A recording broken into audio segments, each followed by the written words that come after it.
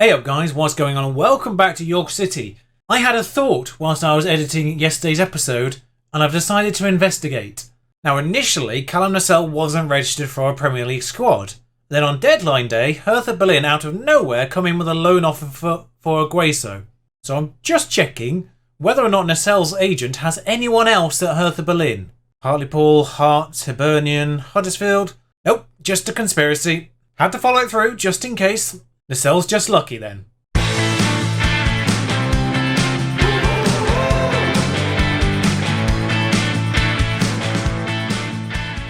Welcome back. Just the one game played since last time, and that was the Derby encounter in the Carabao Cup third round. Now we've got the figurative Derby encounter with Huddersfield shortly, but it was looking like it was going to be a routine 2-0 victory away from home. Alois Silva getting his first goal for the club, along with Rick, two of the future prospects that finally came of age this summer in the squad to start this one. Did rotate a little bit just to keep things fresh a bit. Unnecessarily tense last 5 minutes or so, but we got past that one and we were rewarded by getting Liverpool in the next round. So that's a fixture I didn't really want to have to deal with. That said, there are only two championship teams left in it, so there wasn't really anyone left that I wouldn't have had to field a reasonable side against anyway. Yeah, the odds were low. And of course, depending how well we do in these Olympiacos and Galatasaray away matches in the next two fixtures in the Euro Cup, probably will affect how much we care about the Liverpool match. We actually play them in the league not too long afterwards. But today, of course, Huddersfield away and Olympiacos away. One short journey, one long journey. For some reason, we're having to play Huddersfield on a Monday.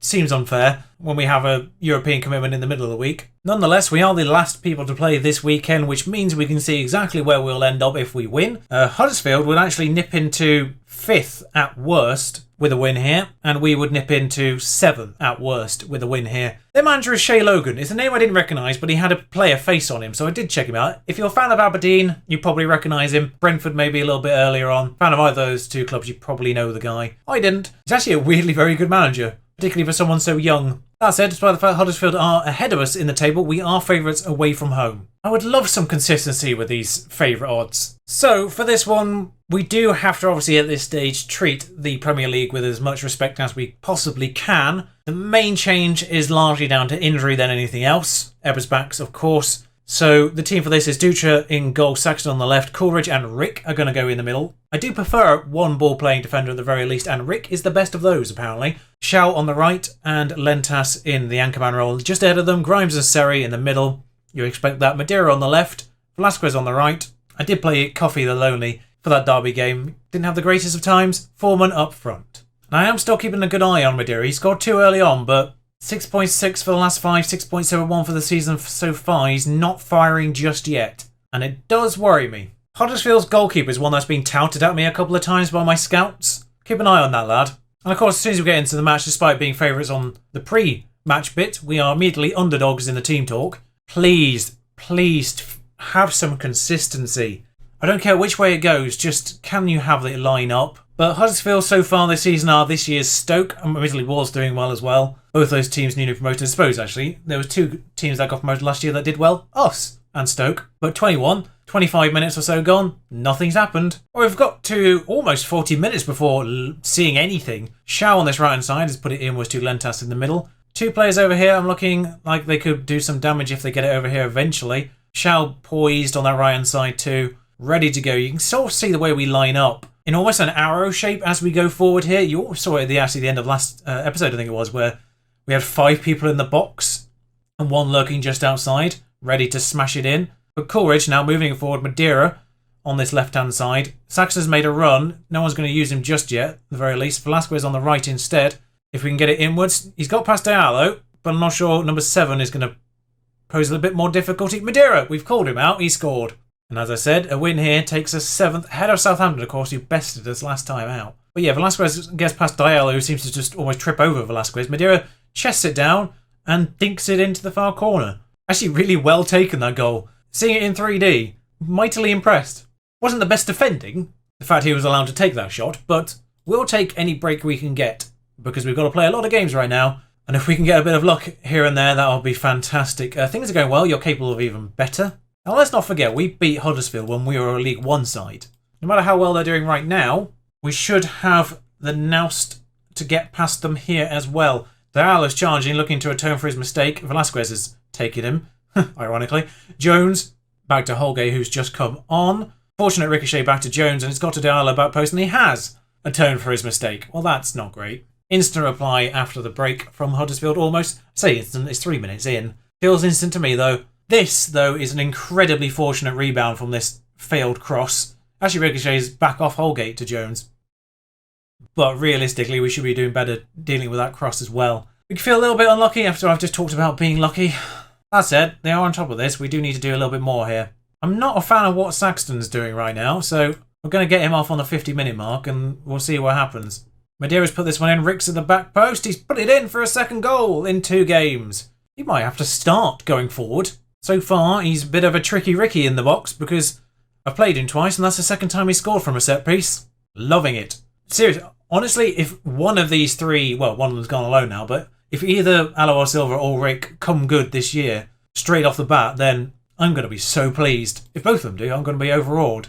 Former's not doing particularly great, so with actually that in mind, Alois going to come up front. You may get about 13 different variations of the way I say his first name. I'm assuming it's meant to be Alois, but I don't know. Don't really have any midfielders left, so Velasquez is going to move backwards. Coffee comes in on the right. Just want to protect that midfield as much as I can. It was only a few minutes, but you never know. Staying balanced, 2-1. Incredibly even game on paper. Apparently no one gave us a chance, even though Huddersfield are newly promoted. We're in Europe. Please fix it. Next game at the very least. 1 goal, 1 assist from Madeira. Team leader, it says. Star player, it says. Finally showing it. Thank you for finally turning up, Raul. Now time for a press conference. I've got to get to Greece in 3 days. Rick makes team of the week despite the fact he wasn't even player of the match. But good going. First league appearance for Rick as well. Literally just got back from injury. It's a bruised knee, Ruben. Come on. Do I think my side will find motivation a problem against a team like Olympiacos? Hang on.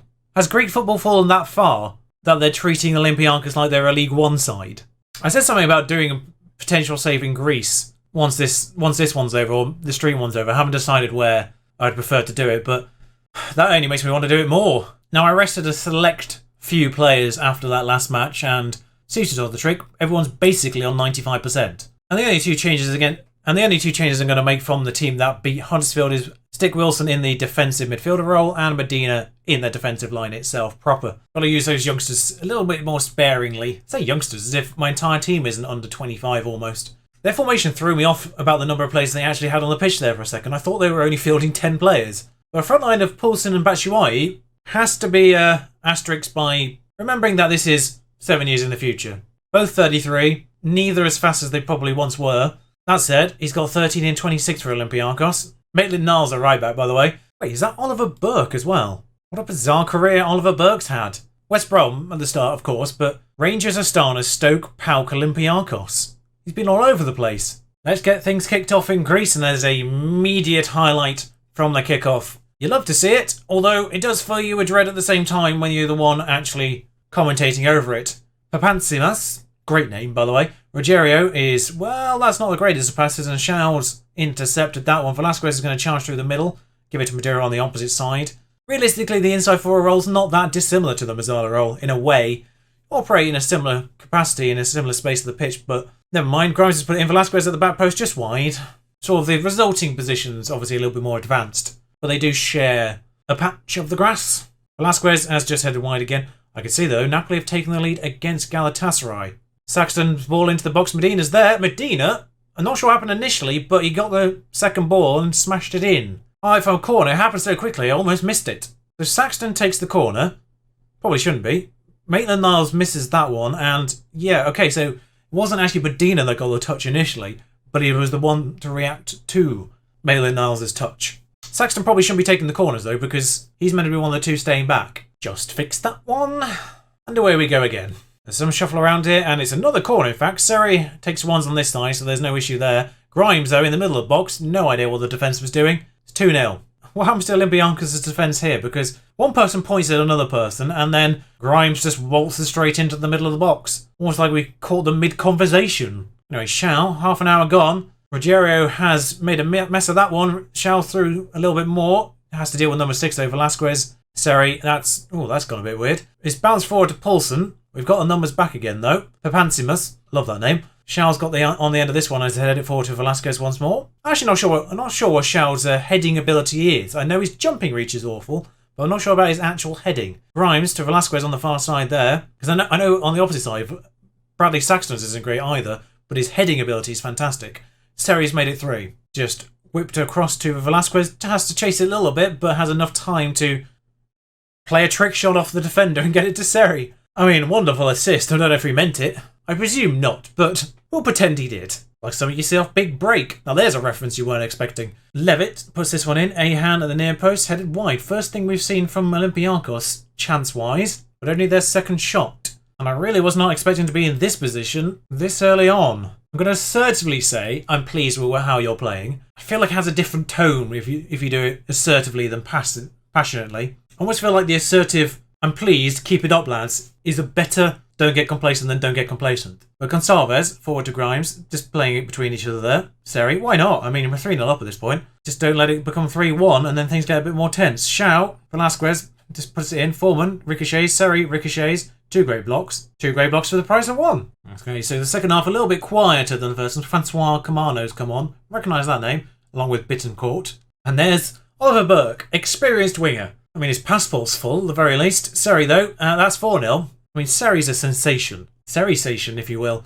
Foreman gets the ball, nice turn, gives it back to Saxton on the left, and he's bobbed that one in for... I mean, defensively, it's not great again. Let's be honest. I mean, the guy who's marking him punches the air in frustration. I mean, if you jumped, it might have helped. And realistically, we're now in a position where we can rest players for the match of the weekend, which is another Yorkshire derby. Not quite as local, but still a Yorkshire derby against Sheffield. I can't take Seri off, he's on a hat-trick, even though he's the most tired player. I can preserve Grimes, however. Also Xiao. Just going to praise the lads at this point, just give them a reminder that, you know, this is good, keep it going. Don't let them just rest on their laurels. Because realistically, I mean, head-to-head comes before goal difference, I believe. But we'd still like to make a statement. Have we just gained a penalty at 4-0? Our average rating is 8.1. He's checking it. Frankly, it's 4-0, mate. Don't bother. I'm fine. Don't bother wasting the time. Just leave it. I'll happily let this settle at 4-0. Admittedly, Seri's on for a hat-trick here, so never mind. Seri, take this, please. Thank you. And he scored. It's a hat-trick for Seri. If a penalty was worth something, it's worth that. 3 goals in the game for Seri. Not shabby on the assist front either so far. The 5th goal of the season for him now already. Season with 2 wins and a goal difference of 6. 6.6 goals. 80 minutes gone. Do have a third change I can make. And now I can take him off, in fairness. And I will just do that mid-highlight. Maxon's on the ball, though. Madeira. I'm still surprised by Maxon's refusal to sign that contract. It was a French club. I have a weird feeling it was like Lille. But I'm impressed that he decided to reject that contract. Maybe they're not in Europe. Laird. Still Laird. He's passed it forward and has made its way inwards to Gonçalves. Laird on the right-hand side again. He's just continued that run. Fantastic work from him. It's 82nd minute and he's still running like it's the second. Madeira heads over. I say still running. Obviously, he's come on. He's bursting with energy. But as a team, we can just go, it's all right now. We've had 35 shots. It's 6-0. Considering what happened on my Southampton stream save, I should feel less surprised than I am. Gonçalves, though, it didn't even look like he was the one who had that ball. It almost looked like the defender ran onto it like he was the attacker there. 2 minutes out of time. I'm surprised we didn't make it 7 in the end. Well, 12 shots on target, 6 goals. It's not the greatest performance from their goalkeeper. That was really special, lads. Nobody gave us a chance, but you played magnificently. Congratulations. I didn't actually see the pre-match odds, but I did see the press conference where they were treating Olympiacos as if they were a team 3 divisions below us. I mean, I have to say it because obviously ridiculous performance, but Seri gets all the praise. It says 2 goals, 1 assist, but of course that's only league-based. It's 5 goals, 2 assists, 3 player of the matches in 9 appearances so far. 7.46 is his total average. Absolutely incredible. They're going to get a day off anyway. We have to play in 3 days again. Lewis Foreman didn't seem to have much luck in front of goal today, as if it bloody mattered. Well, that's certainly a result that's going to power us into the next 2 matches against Sheffield United and Fulham. 2 matches we should take 3 points from, considering where we are now.